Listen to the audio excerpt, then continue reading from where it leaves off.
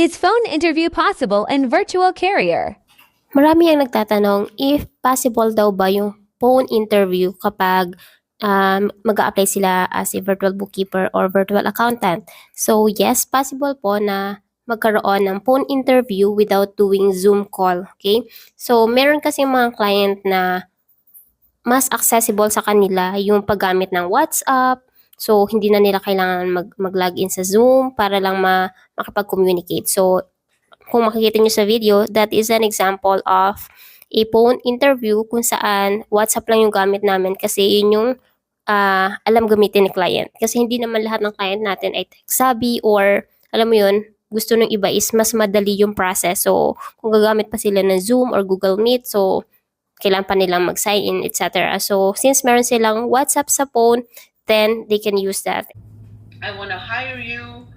What do we do after that?